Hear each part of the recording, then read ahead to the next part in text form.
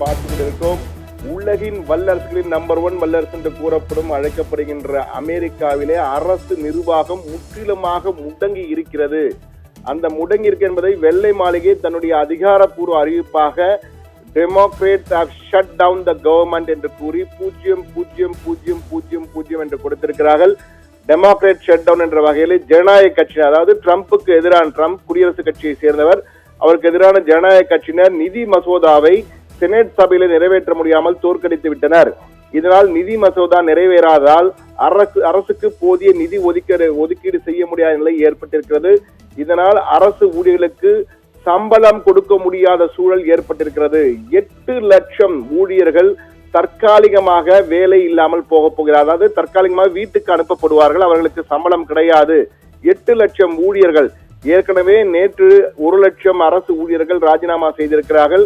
தற்போது 8 லட்சம் ஊழியர்கள் வீட்டுக்கு அனுப்பப்பட்டால், தற்காலிக விடுப்பு என்ற பெயரில் வீட்டுக்கு அனுப்பப்பட்டால், ட்ரம்ப் அரசின் நிர்வாகம், ஒட்டுமொத்த அமெரிக்க அரசின் நிர்வாகம் முற்றிலுமாக முடங்கி போகும். இது ஷட் டவுன் என்று அமெரிக்காவில் அழைக்கிறார்கள். எனவே அதிகாரப்பூர்வமாக அமெரிக்க அரசின் நிர்வாகம் ஷட் டவுன் செய்யப்பட்டிருக்கிறது, அரசின் நிர்வாகம் முடக்கப்பட்டிருக்கிறது என்பதுதான் மிக முக்கியமான ஒரு கருத்தாக இருக்கிறது. அமெரிக்காவின் மத்திய அரசு நிர்வாகம் முடங்கி உள்ளதால் ஆயிரக்கணக்கான லட்சக்கணக்கான அரசு ஊழியர்கள் சம்பளமின்றி விடுப்பில் செல்ல வேண்டிய நிலை ஏற்பட்டிருக்கிறது. அத்தியாவசியமற்ற அரசு திட்டங்கள் மற்றும் சேவைகள் மூடப்படலாம் என்றும் தகவல்கள் வந்து கொண்டிருக்கின்றன. அந்த அபாயம் ஏற்பட்டிருப்பதாக கூறப்படுகிறது. அமெரிக்க செனட் சபையால் அரசாங்க நிதி ஒதுக்கீட்டை பற்றிய மசோதாவில் ஒருமித்த கருத்து எட்டப்படவில்லை. இந்த எட்டப்படாததால் அரசு கொண்டு வந்த அந்த மசோதா தோற்கடிக்கப்படுகிறது. அரசாங்க முடக்கத்தை தடுக்கும் நோக்கில் கொண்டு வரப்பட்ட இந்த முன்மொழிவு 55-45, குடியரசுக் கட்சிக்கு 45, ஜனநாயக கட்சிக்கு 55 என்றால் செனட் சபையிலே ஜனநாயக கட்சியினர் தான் அதிகமாக இருக்கிறார்கள். ட்ரம்ப் நிர்வாகத்தை அடங்கிய குடியரசுக் கட்சி குறைவாக இருப்பதால் அங்கு தோற்கடிக்கப்படுகிறது. எனவே வெள்ளை மாளிகை இணையதளத்திலே ஜனநாயக கட்சியினர் அரசை முடக்கி உள்ளனர் என குறிப்பிடும் ஒரு கவுண்ட் டவுன் கடிகாரம் 000 என்று பார்த்தோமே, அந்த கடிகாரத்தை வெளியிட்டிருக்கிறார்கள். மக்கள் ஜனநாயக கட்சியின் ஒத்து போகவில்லை என ட்ரம்ப் வெளிப்படையாக ஆட்சேபனை தெரிவித்திருக்கிறார். அமெரிக்க அரசு இயங்க ஒவ்வொரு ஆண்டும் ஒரு பட்ஜெட் நிறைவேற்றப்பட வேண்டும். செனட் சபை மற்றும் பிரதிநிதிகள் சபை, அமெரிக்க நாடாளுமன்றத்தின் மேலவை கீழவை, இது ராஜ்யசபா லோக்சபா போன்று. இதிலே பிரதிநிதிகள் சபையில் நிறைவேற்றப்பட்டாலும் செனட் சபை என்பது 100 பேர் கொண்டது. அங்கு இந்த மசோதா தோற்கடிக்கப்பட்டிருக்கிறது. இதனால் அத்தியாவசியமற்ற சேவைகள் மற்றும் அலுவலகங்கள் தற்காலிகமாக மூடப்படும்.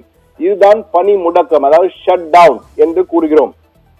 இதற்கிடையே ஜனநாயக கட்சியினம் குடியரசும் மாற்றி மாறி ஒரு பரஸ்பரமாக குற்றச்சாட்டு, அரசியல் குற்றச்சாட்டுகளை வைத்துக் கொண்டிருக்கிறார்கள்.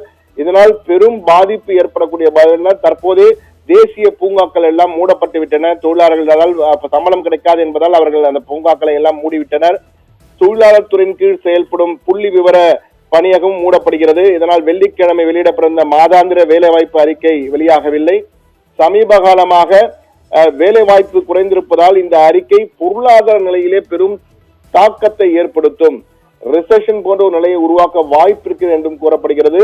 இந்த பணி முடக்கம் காரணமாக அரசு செயல்பாடுகள் முழுமையாக நிறுத்தப்படாது. மிக முக்கியமான அத்தியாவசிய பணிகள், ராணுவம், பாதுகாப்பு, எல்லை பாதுகாப்பு, மருத்துவமனைகள், சிகிச்சை, சட்டத்துறை, விமான போக்குவரத்து கட்டுப்பாடு போன்றவை எல்லாம் இயங்கும்.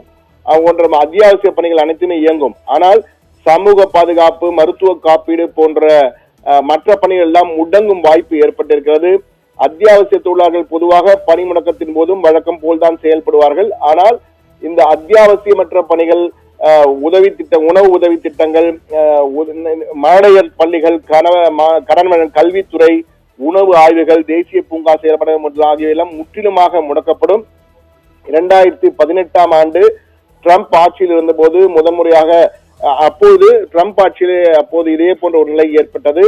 ஆனால் தற்பொழுது இது ஏற்கனவே ரொனால்டு ரீகன் இருந்தபோது 8 முறை அவரது ஆட்சி காலத்தில் 1980 ஏற்பட்டிருக்கிறது. கடந்த 50 ஆண்டுகளில் அமெரிக்காவில் அரசு பணி முடக்கம் என்பது அடிக்கடி ஏற்படுகின்ற ஒரு நிகழ்வாக மாறிக்கொண்டிருக்கிறது. ட்ரம்பின் முதல் பதவி காலத்திலேயே கடந்த முறை ட்ரம்பின் 1.9 3 முறை இது போன்ற பணி முடக்கம் நடந்தது. வரலாற்றில் மிக நீண்ட காலமாக 2019 36 நாட்கள் இந்த பணி முடக்கம் ஏற்பட்டது. அதற்குள் சமாதானம் செய்து மீண்டும் நிதி மசோதாவை நிறைவேற்றுவார்கள். ஆனால் 2010 36 நாட்கள் அமெரிக்க அரசின் நிர்வாகம் முடங்கியது.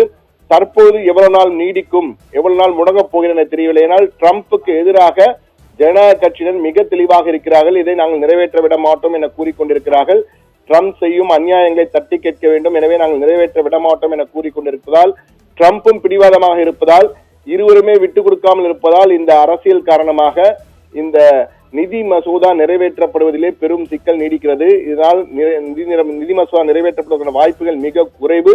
இதனால் பணி முடக்கும் மேலும் பல தினங்கள் தொடர்வதற்கான வாய்ப்புகள் இருக்கிறது. இது ஒட்டுமொத்த அமெரிக்காவிலும் பெரும் குழப்பத்தை ஏற்படுத்தும் என்று எதிர்பார்க்கப்படுகிறது. உலக அளவிலும் அமெரிக்காவின் தாக்கம், இதனால் அமெரிக்காவின் மதிப்பு குறைவதற்கான, டாலரின் மதிப்பு மேலும் அதிகரிப்பதற்கான வாய்ப்பு ஏற்படும். அந்த மதிப்பு மேலும் குறைந்து அதனுடைய மற்ற கரன்சிகளின் மதிப்புகள் உயர்வதற்கான வாய்ப்புகள் ஏற்பட்டிருக்கிறது. இதனால் அமெரிக்காவுக்கு பெரும் சிக்கலான ஒரு காலநிலை தற்போது எழுந்திருக்கின்றதான் கூற வேண்டும். தற்போது என்ன செய்வதென தெரியாமல் ட்ரம்ப் அரசியல் சார்பாக ஒரு குற்றச்சாட்டுகளை மற்ற எதிர்கட்சியினர் மீது, ஜனநாயக கட்சியினர், டெமோக்ராட்டிக் பார்ட்டி மீது கூறிக்கொண்டிருந்தாலும் அவசர ஆலோசனைகளை தற்போது நடத்தி கொண்டிருக்கிறார். இந்த பணி முடக்கத்தை, இந்த கம்ப்ளீட் ஷட் டவுனை எப்படி ரிவோக் செய்வது, மீண்டும் பணி முடக்கத்தை எப்படி வாபஸ் பெற வைப்பது, அதற்கான என்ன நடைமுறைகளை செய்ய வேண்டும் என்பது குறித்து நடவடிக்கைகளை எடுத்துக் கொண்டிருக்க அவசர ஆலோசனை நடத்தி வருவதாக தகவல் வந்திருக்கிறது. எது எப்படி இருப்பினும் அமெரிக்க அரசின் பணி முடக்கம், அமெரிக்கா USA ஷட் டவுன் என்பது மிக முக்கியமாக பார்க்கப்படுகிறது. இந்த முக்கிய செய்தியை தற்போது பார்த்திருக்கிறோம் நேயர்களே. இதனுடைய தாக்கம் அடுத்து வரும் நாட்களில் மேலும் பெரிதாக அமெரிக்காவில் எதிரொலிக்கும் என்பது நிச்சயம்.